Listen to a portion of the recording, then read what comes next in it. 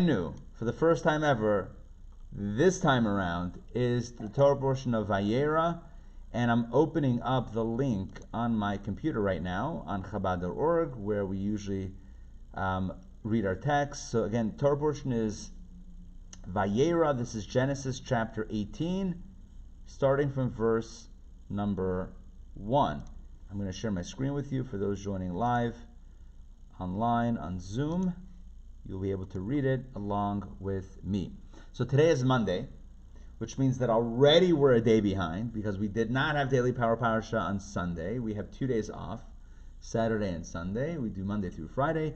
So today we're going to cover hopefully the first reading and the second reading. We'll see how far we get.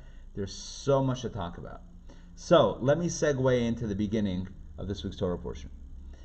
Last time we met our hero, Abraham, he was 99 years old, and he was just given the commandment of Brit Milah, circumcision.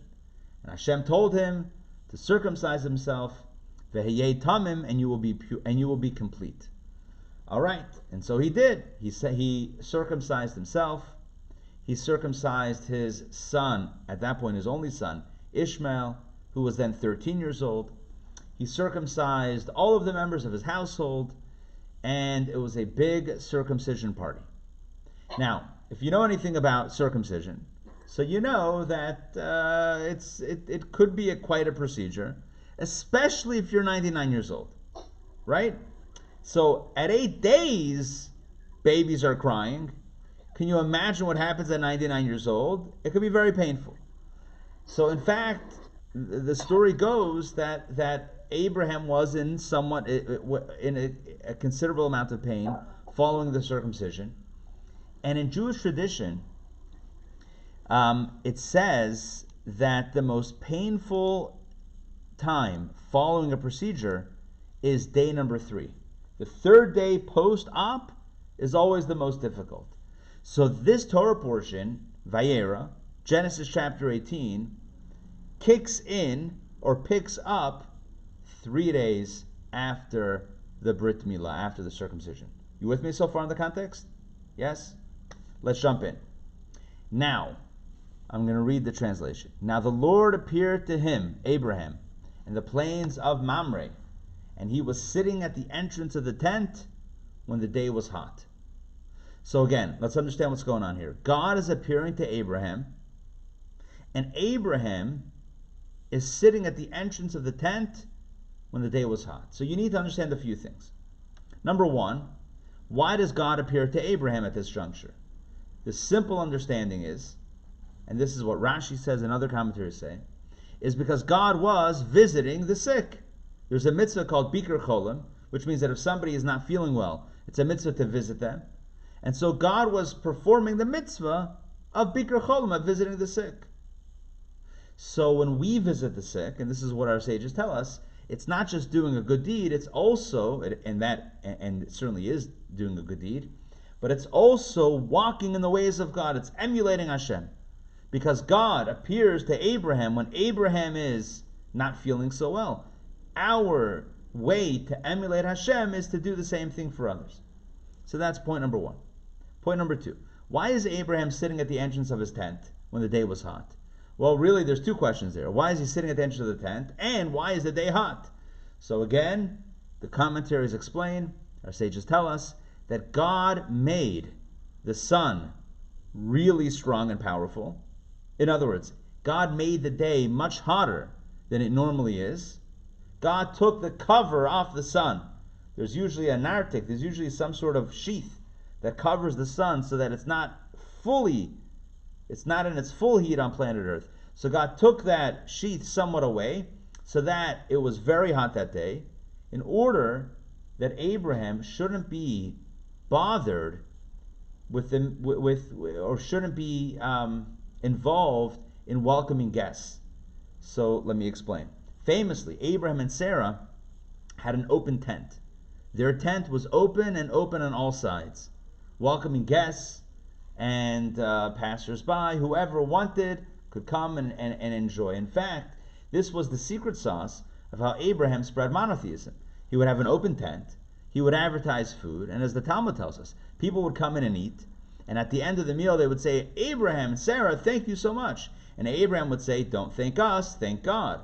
And they would say, well, who's God? And he would say, oh, I'm glad you asked. And he would explain to them about God. And he would say, so say a blessing, give thanks to God. And if they refused, so Abraham said, okay, you don't want to thank God? All right, here's a bill for all the food that you ate at my bed and breakfast.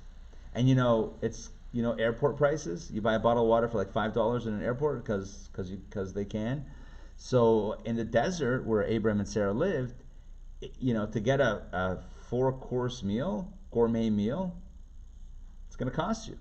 So that's how Abraham did it, and it wasn't a trick, it wasn't a ruse, because deep down everyone believes and everyone wanted to believe. It's just sometimes you gotta cajole it out of people, and this was their way.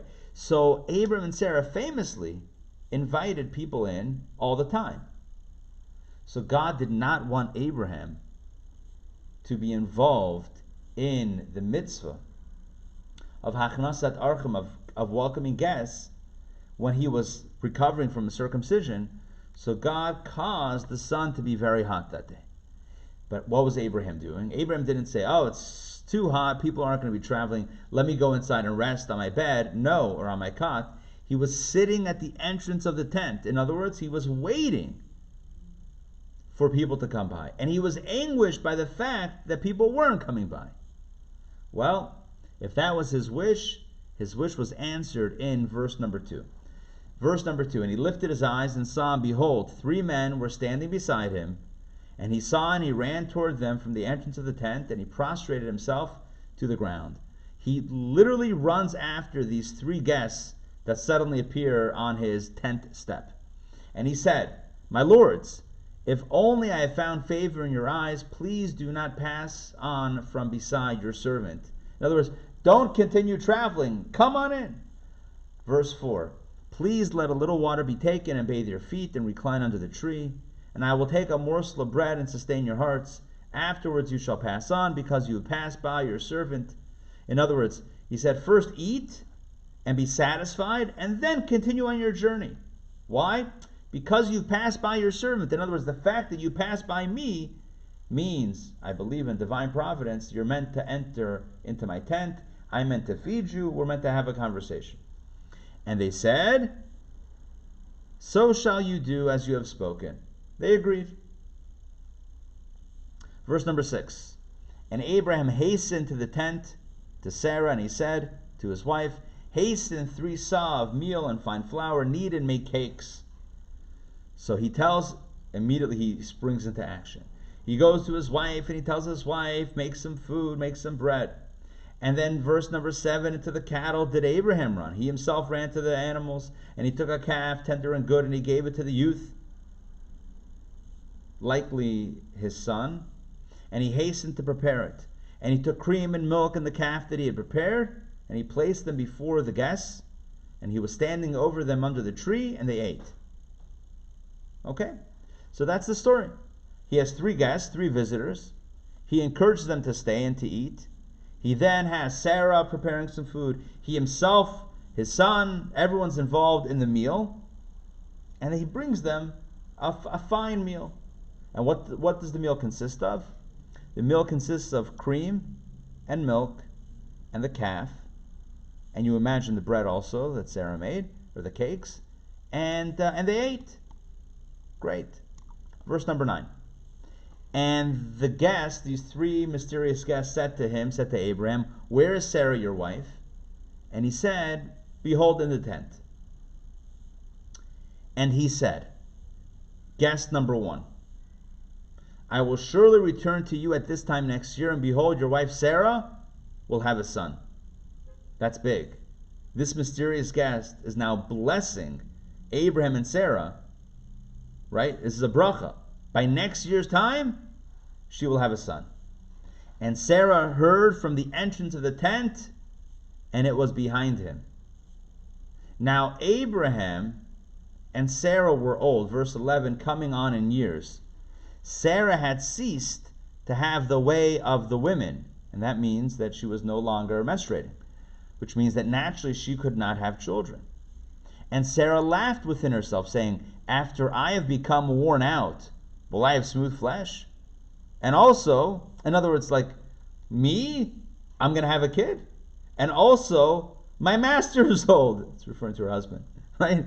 I'm no spring chicken, and my husband's also old. And the Lord said to Abraham, why did Sarah laugh, saying, is it really true that I will give birth although I am old? Is anything hidden from the Lord? At the appointed time, I will return to you at this time next year, and Sarah will have a son. That's how the first reading ends. So we have the visit from God to Abraham, Bikur Cholim, to visit the sick. We have Abraham sitting at the entrance of his tent, even though it's really hot, because he's really, really into the mitzvah of welcoming guests. We have 3 mysterious guests stop by. Abraham springs into action, arranges a delicious meal. One of the guests blesses Sarah that she should have a son. She hears it from behind the tent or behind the curtain, whatever it is. She laughs, and God says, what? You don't think I can do it?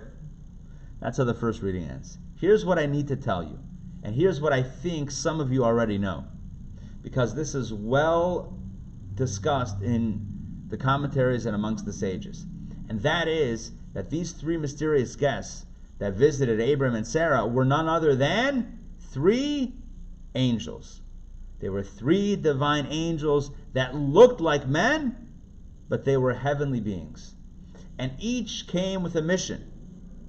As we'll see soon, the different entities, the different angels, what their mission was. We know what the mission of one of them was so far, and that was to bear the news, to give the news of Sarah's birth. So that's certainly one of the missions.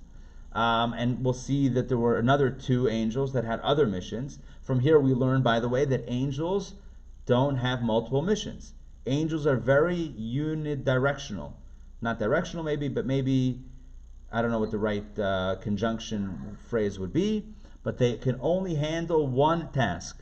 Angels can handle one task, and after that, they're done. So there are 3 angels, 3 different tasks, and they didn't double up. Rabbi. Yes, Ray. Isn't it true that angels can't really eat? That is true. Those were... Oh, okay. That is true. Here we learn that when you visit a place, you should adopt the customs of the land. So, right? When in Rome, do like the Romans. Unless it's against, halacha, and then don't do like the Romans. But for the angels, right? When the angels visited Earth, they adopted the custom of human beings, and at least they pretended to eat. And Abraham and Sarah, and Abraham fed them. Another question that could be asked, but good point, Ray. Another question that could be asked is, what's the deal with feeding them milk and meat? Did you notice that? I mentioned it twice. I mentioned it first when we read it, and then I reiterated just to maybe jog the question. If you look at verse 8, Abraham took cream and milk, that's dairy, and the calf that he had prepared, and that's meat. So what? He served them treif? Meat and milk? What was this, the cheeseburger? What's going on here? A little calf and milk? Calf and cheese? Doesn't sound right. Abram, after all, is known as the first Jew. And Abram and Sarah, although the Torah wasn't given, we do know, our sages tell us, that they kept the entire Torah. So what's going on with this meat and milk situation? The simple answer is that if you look at the order of verse 8, it says he took cream and milk and the calf, which means that the dairy, just based on the verse, he first gave them the dairy items and then the meat items. And in Jewish law, if you have dairy first, then it could be followed pretty much shortly thereafter by meat. Some have the custom, and this Chabad has the custom as well, of waiting 1 hour between milk and meat. But some don't have a custom to wait a full hour. Some wait a half an hour. Some even wait a little bit less, as long as the mouth is rinsed out and cleaned very well. The bigger issue is to go from meat to milk. So if you're going from meat to milk, then you need a longer span of time, upwards of 6 hours, going the other way. So that's a simple answer that's given, that it says first he took cream and milk and the calf. So first he gave them the dairy, and then they enjoyed that. They did their thing, and then, I mean, they didn't really eat it anyway, but the question is more on Abraham. How did he serve it to them? So that's one answer, and that's the answer that we'll probably stick with because it's a pretty simple answer. Some say, though, actually, I'm going to tell you another answer. I have a few answers, but one is a little bit more involved and complicated, so I'm not going to tell it to you now. But I want to share with you another answer that is very mysterious and intriguing. If you notice,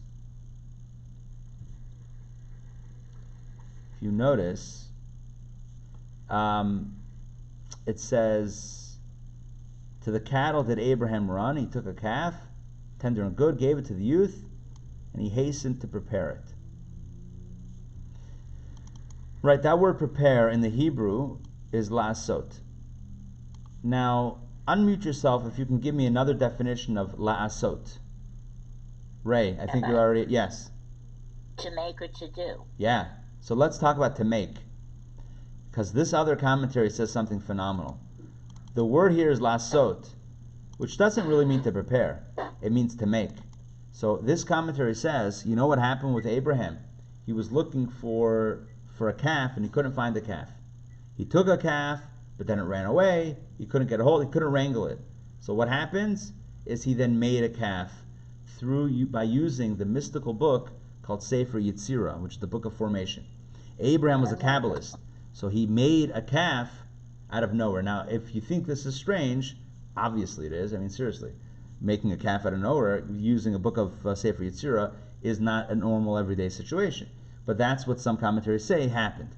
Furthermore, there are stories in the Talmud where rabbis would create a calf, also a calf, Erev Shabbat on Friday afternoon, miraculously using Sefer Yetzirah. Sefer Yetzirah was also the book of formation was also the book that was used by the Maharal of Prague to create the Golem. So this book is a book that mystics have used to make things. So according to this commentary, the calf wasn't an actual calf born of a mother calf. It was a manufactured calf, a miraculously manufactured calf. Well, that doesn't have the status of fleishiks. That doesn't have the status of meat. And therefore, there's no problem to eat it together with the cream and the milk. Does that make sense what I just said? Yes? In other words, the prohibition of meat and milk is only if the milk is milk and the meat is meat. But what happens if the milk is milk, but the meat is miracle meat? And I don't mean Impossible Burger or Beyond Meat, right? Beyond. I mean not plant-based. I mean heaven-based, right? If it's heaven-based meat, heaven-based calf, it's not a calf, and it's not a problem to eat with the milk. So I gave you two answers for how Abraham served. I mean, the angels didn't really eat; they pretended to eat. But how did Abraham serve meat and milk? Answer number one: he first did the milk and then the meat. Answer number two: the meat wasn't actually meat; it didn't have the status of meat. By the way, I use this idea of meat not of this commentary of this calf not being a real calf but being a heavenly manufactured calf in my lecture on lab-grown beef and the halachic status of lab-grown beef. You can find it, I'm sure, on the podcast or on YouTube, perhaps. Anyway, you can look out for that. The halachic status of lab-grown beef. What would be the deal with that? Again, lab-grown beef is not the same as Impossible or Beyond, which are using plants. That's something completely different, and that's not a problem with meat and milk because it's not meat at all. Lab-grown beef is using stem cells to create meat. Okay. Let's see. Rashi says she was menstruating. Why did he not bring bread? Sorry, Rashi disagrees. Okay, fine. So Mark is saying that she was menstruating, and that's why she didn't end up doing the dough, because it became tameh, impure. Okay, basically, at that, even if she was menstruating, that would have happened on that day, but for many years she hadn't been. So either way, it was a miracle that it happened. Okay, let's jump to the second reading. Let's jump in. So the narrative continues. And Sarah denied, saying, I did not laugh, because she was afraid. Remember, she laughed, she thought, there's no way I'm having a kid. And God said, what, you think I can't do it? So Sarah, top of the second reading, says, no, I didn't laugh, because she was afraid to admit that she did. And God said, no, but you laughed. So here we have, interesting, Just a very quick disagreement between God and Sarah, whether she laughed or she didn't laugh, upon hearing the news that she would have a child. Either way, the promise is still a promise, and the blessing was still a blessing, and of course she would have a child, whom we know and love as Isaac. But that's getting ahead of the story. Let's continue. Back in the story. Verse 16. And the men arose from there. Remember, the three men that we know now are angels. And they looked upon Sodom. And Abraham went with them to escort them. And the Lord said to himself, shall I conceal from Abraham what I am doing? And Abraham will become a great and powerful nation, and all the nations of the world will be blessed in him. For I have known him, in other words, I am familiar with Abraham, and we're buddies, because he commands his sons, well, didn't have sons then, plural, but whatever, his sons and his household after him, that they should keep the way of the Lord to perform righteousness and justice, in order that the Lord bring upon Abraham that which he spoke concerning him. In other words, I have a close relationship with Abraham.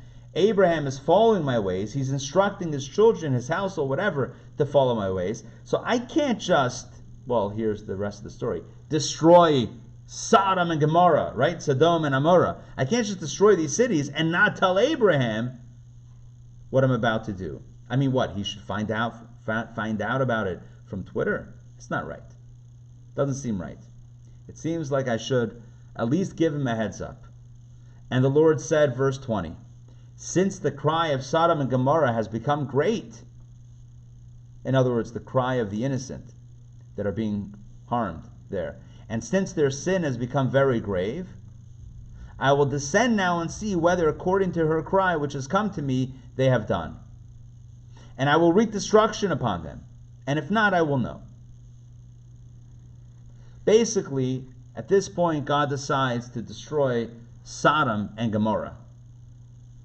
And the men turned from there and went to Sodom. I'm going to say it like the Hebrew, Sodom. And Abraham was still standing before the Lord. So basically, at that point, God... Rabbi. Yes. Yeah. Isn't Lot already captured and a prisoner there? Lot is living there. He was captured but rescued by Abraham last week. In last week's adventure, he was already rescued. So at this point, he's just living in Sodom. So he's chilling. Now, God is saying that Sodom and Gomorrah, Sodom and in Hebrew it's Amorah, whatever. I don't know how it got a G, but whatever. Sodom and Amorah, their sin has become very great, and I'm going to destroy those spaces, those places, those cities. There were actually more than 2 cities. There were actually 5 cities in total that were slated for destruction. And at that point, God lets that be known to Abraham. And the men turned from there and went to Sodom. And Abraham was still standing before the Lord. So that means that the 2 angels, or the 3 angels, whatever, the angels, the 3 men that were really angels, are now, having met with Abraham, given the blessing to Sarah for a child, they're now moving on to the next stage of their earthly mission, which is overturning Sodom and Amorah, right? So that's what they're working on next. And Abraham approached God and said, verse 23, Abraham stands up for Sodom. Will you even destroy the righteous with the wicked? He says to God, yeah, they're wicked, but how can you take out the righteous together with the wicked? Perhaps, he says, verse 24, perhaps there are 50 righteous men in the midst of the city. Will you even destroy and not forgive the place for the sake of the 50 righteous men who are in its midst? He doesn't just say, don't destroy the righteous. He says, because there might be 50 righteous men, don't destroy any of it. And Abraham continues, far be it from you to do such a thing as this, to put to death the righteous with the wicked, so that the righteous shall be like the wicked. Far be it from you. Will the judge of the entire earth not perform justice? And with that, Abraham uses some classic Jewish rhetorical chutzpah against none other than God Almighty. And Abraham says to God, will the judge of the entire earth not perform justice? What, God, you're not going to act right?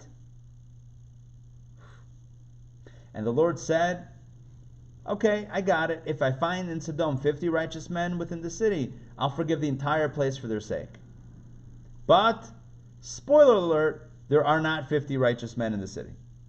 And Abraham answered and said, okay, behold, now I have commenced to speak to the Lord, although I am dust and ashes. Perhaps the 50 righteous men will be missing 5. Will you destroy the entire city because of 5? That means 45, right? The missing 5. And he said, I will not destroy if I find there, and God said, I will not destroy if I find there 45. But there aren't 45. And Abraham continued further to speak to him, and he said, perhaps 40 will be found there. And God said, I will not do it for the sake of the 40. In other words, if there are 40 righteous people, I will not destroy them.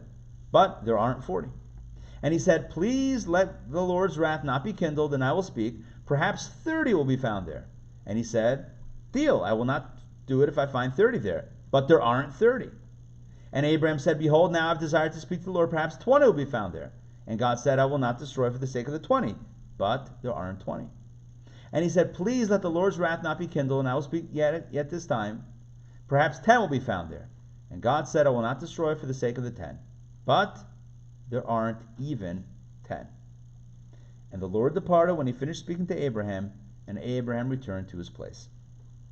And that ends the second reading. So what we find here is Abraham in negotiations with God. Abraham says to God, thank you for letting me know about your plan to destroy. Let's make a deal. If there are 50, will you save the cities? Yes, I won't destroy them. I'll save them. Done. But there's no deal because there aren't 50. 45, sure, but there aren't. 40, absolutely, but there aren't. 30, 20, 10, not even a minion. Not even one quorum, not even 10 righteous individuals in the cities, amongst the 5 cities, to save even one of the cities. And thus, God says, I think we're done, right? I mean, that's it. And Abraham returns to his place. Different ways to understand that last little line, Abraham returned to his place. The simple understanding is Abraham gave up. He tried to negotiate, tried to save the cities. He couldn't. He heads back home. Another way to understand it is that although God did not acquiesce under these circumstances to spare the cities of Sodom and Amorah and the others, nonetheless, Abraham returned to his place. In other words, Abraham returned back to his position of fighting for the underdog, of fighting for those that might, I don't know, underdog is the right term here. These were people that were clearly guilty, but fighting for those that he felt injustice might be happening to. And that's another way of understanding it. Not that he returned, not that he gave up and went home, but that he reverted back to his position of standing up for others, even if it wasn't successful. How often do we try something, do we attempt, and it doesn't work, and we say, you know what, I'm not going to try that again. Abraham, according to the second interpretation, didn't give up, even though it didn't work out the first time.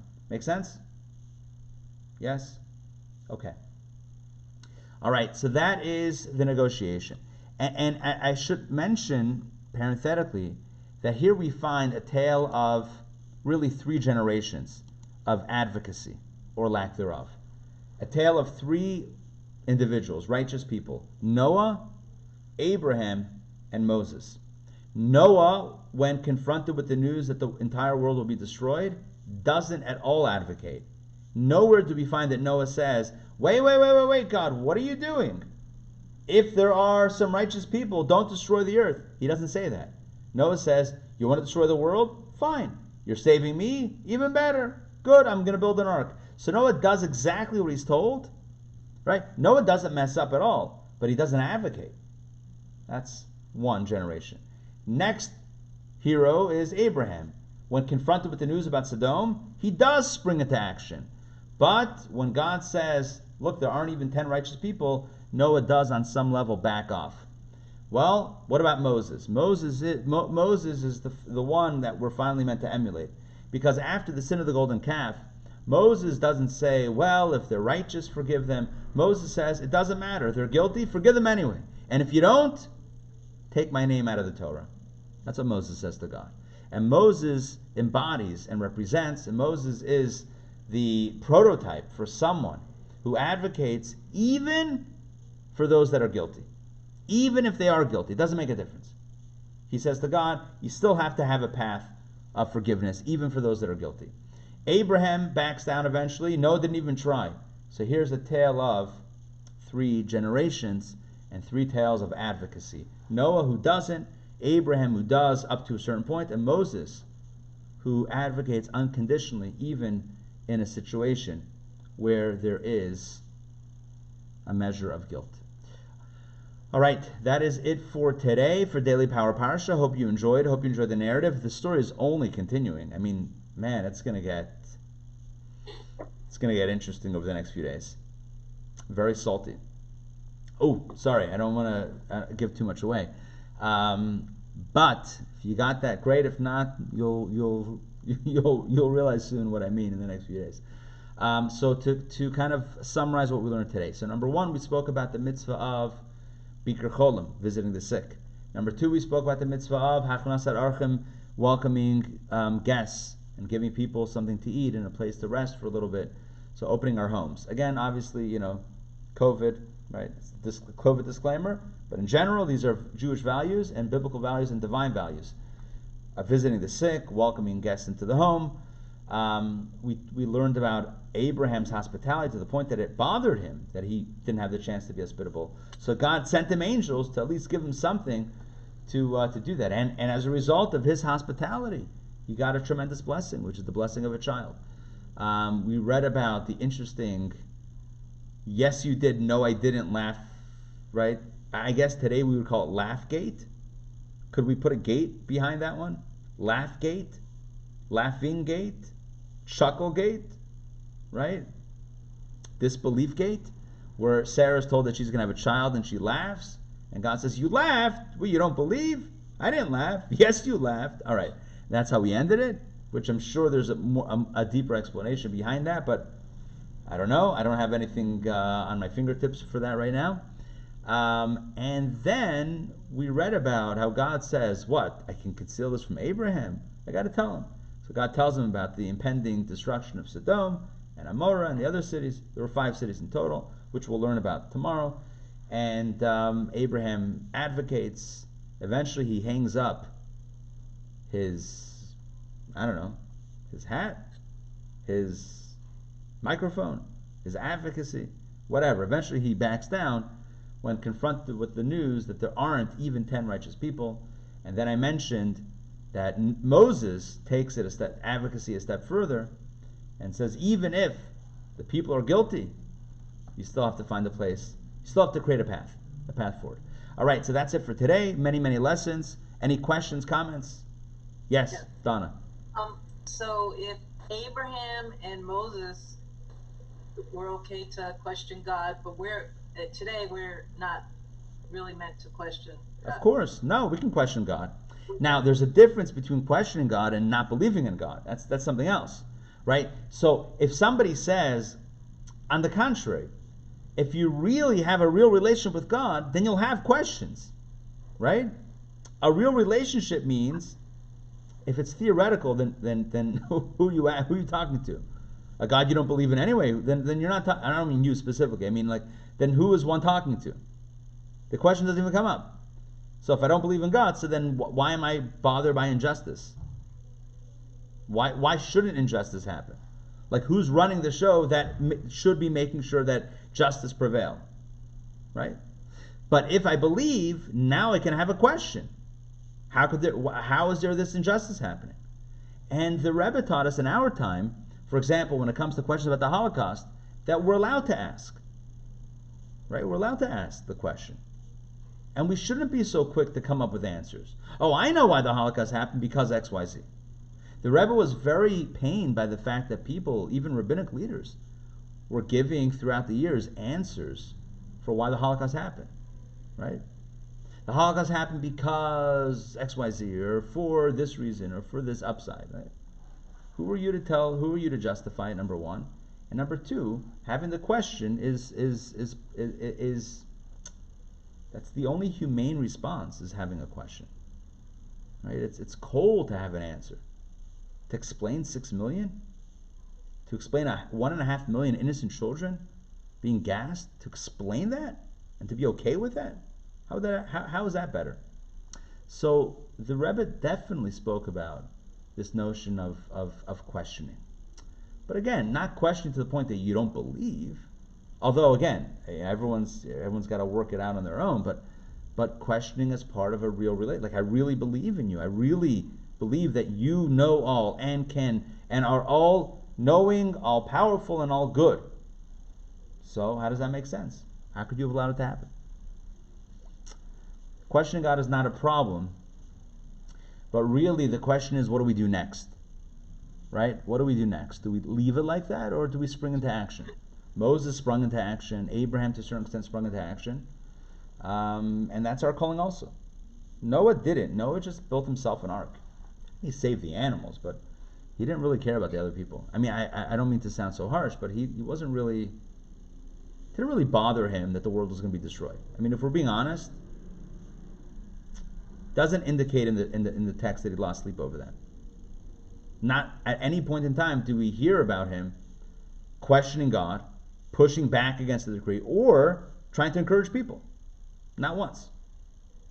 So, whatever. That's one model of leadership, which is really about protecting oneself. It's not leadership. It's one model of, I don't know, whatever, something, which is just, as long as I'm safe, that's it.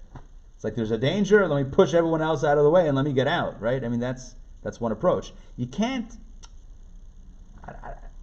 you can't really fault someone for that, because it's instinctive, instinctual, but it's not the model that we're meant to follow. I mean, we're clearly meant to see the contrast between the response of Noah, Abraham, and Moses, but we're not necessarily meant to learn from Noah, at least that lesson. All right, hope that made sense. Anything else? Mark, I see you're ready to go. You're locked and loaded. Got to one thing. This is about the three men. Yes. Rashi, angels don't multitask. Okay. An angel can only have one mission. And this is from what in my notes here. It says the three angels were Michael, who came to inform Sarah, Raphael, who came to heal Abraham, and Gabriel, who came to overturn Sodom. And this was from Bava Metzia. Is that Talmud or what? Talmud, yeah, the Talmud. Okay. Yeah. That's it, yeah. So each one had a task. One came to heal. The angel of healing came to heal Abraham. The angel of mercy came to bless Sarah with a child. So that's Rafal and Michal. And Gabriel, the angel of Gevura, of severity, came to overturn Sodom. Yeah? Angels. What are you going to do? What are you going to do with the angels? All right. Yes, Joy. I have a question. What about the fact that not until Moses was the group Jewish, that even Pharaoh that didn't get destroyed because he was good, did something good to the Jews, and Excellent. that Abraham, Lot was saved because he had accepted the one God, but with Noah, no one had except for him. Right. Very interesting points. You're saying, well, maybe we find a greater advocacy for from Moses because it was his religious group, and Abraham ultimately does save Lot or whatever, or the angels actually save Lot. But maybe there's something like that. Interesting concept, interesting idea. And maybe Noah felt like no one was on his side, so then he didn't care. Interesting. Yeah, it's a good point. I mean, where do we find, I think your question is, where do we find that Moses extended himself out of his people to even advocate on behalf of the larger global populace? And we might not necessarily find that. And as you said, in Egypt, we don't find that he advocated for the protection of the Egyptians. Save them, spare them, just let us leave, but don't hit them with plagues. You raise a very good point. I don't know that I have a meaningful response to that. I would say that I think if we kind of not look at those particulars, we can look generally and talk about general advocacy. And our job as we wear different hats. We wear our individual hats, and then we wear our collective hats, our global hats. So if we're putting on our global hat, let's learn a global lesson, and that is advocate for the other. The fact that they didn't with Pharaoh, I hear you. I don't know. Again, it's a good question. Nonetheless, the more the merrier, right? The more we can extend love to others, the better. That's what I would say. All right, good. Great to see everybody. All right, don't forget tonight, for those joining us for the jewelry, join us tonight at 8. Donna, I'll see you soon. See you a little bit later. And others, I will see you later. What else? Tomorrow night, Secrets of the Bible. Wednesday night, Torah studies. Thursday is Thursday. Don't forget. Outside, Wednesday lunch outside. Wednesday lunch outside. Yeah, we should be on. Yeah, please God. And timing should be normal. No surprise, at least not that I know of. So Wednesday should be normal at 12. Put your orders in at Spicy Peach. Oh, and make sure they have it for you, right? After last week's little mishap. What else? Thursday night we have Kenneth Feinberg joining us, Putting a Price on Life. Incredible event. So join us for that. And otherwise, I think that's it. It's all the Are we news. doing at noon on Thursday? Noon at Thursday, yes, absolutely. JLI noon at Thursday, yes. Same bat time, same bat channel. So we have now 2 lunch classes. We have Wednesday and Thursday. Oh, and Thursday Daily Power Parsha is suspended during JLI because I can't teach 2 classes at the same time. I'm gonna try. Maybe I should do a pre-recorded class and air it somehow. I don't think it's gonna work. Yeah. I don't know how that's gonna work. All right, whatever. We'll just listen. Friday we'll have more to make up. It's fine. Challenge accepted. All right, good to see you all. Have a wonderful day, and be healthy, be happy, and see you soon. Take care, everybody. That's correct. Bye. Thank you.